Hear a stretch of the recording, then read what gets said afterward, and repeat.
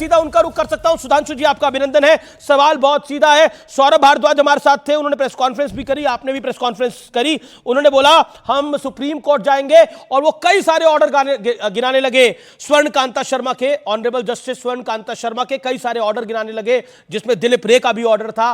क्या आपको लगता है, क्योंकि आज आपने एक शब्द कोट करा और उसको मैं दोहराना चाहूं तो आपने अरविंद केजरीवाल को करप्शन के साथ लिंक कर दिया और करप्शन क्रांति का नाम दिया, क्या कहना चाहते हैं डॉक्टर सुधांशु त्रिवेदी?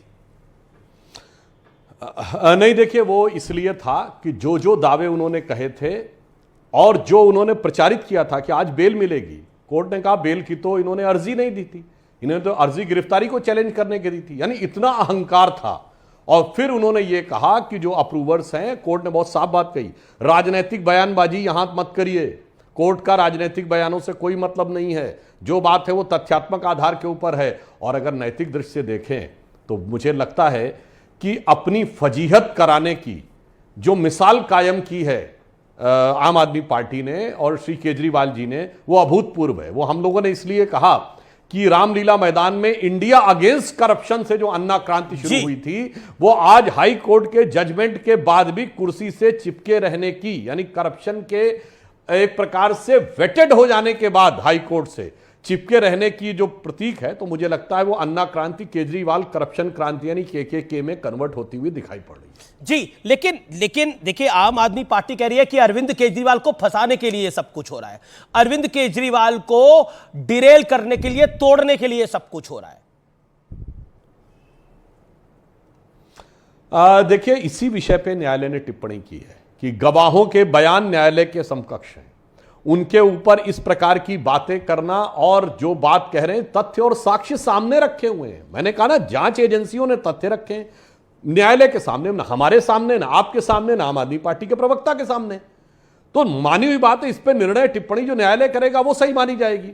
आज तो दुख की बात यह है कि जो लोग बिना साक्ष्य के पूरी संसद को चोर और नेताओं को बेईमान कहते थे, वो आज हाई कोर्ट से प्रूव होने के बाद कह रहे हैं नहीं, सब कट्टर ईमानदार है। मुझे लगता है तथ्यों की धार के आगे इनके ईमानदारी का किरदार पूरी तरीके से तार तार हो गया है। लेकिन एक सवाल जो कि बार बार पूछा जा रहा है और उसको लेकर कहा जा रहा है कि पीएमएलए का कानून ऐसा है, गवाहों को बदला भी जा सकता है, एंड मौके पे बदल जाते हैं, सुप्रीम कोर्ट आगे राहत देगा। लेकिन यह बात भी स्पष्ट है कि जेल से सरकार चलाना पॉसिबल नहीं है, व्यवहारिक नहीं है।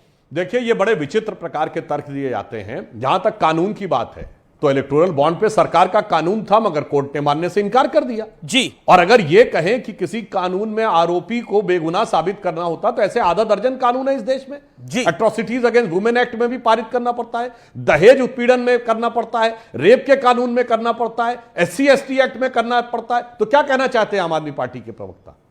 क्या ये कहना चाहते हैं वो कि सारे कानून गलत है? जी, इसलिए मैं कहना चाहता हूं, कभी कानूनी आड़ लेना, कभी राजनीतिक आड़ लेना। बड़ी खबर आ रही है, एक बड़ी खबर आ रही है, अरविंद केजरीवाल सुप्रीम कोर्ट का रुख करेंगे, सुप्रीम कोर्ट का रुख करेगी आम आदमी पार्टी और फैसले से सहमत नहीं है सुधांशु त्रिवेदी।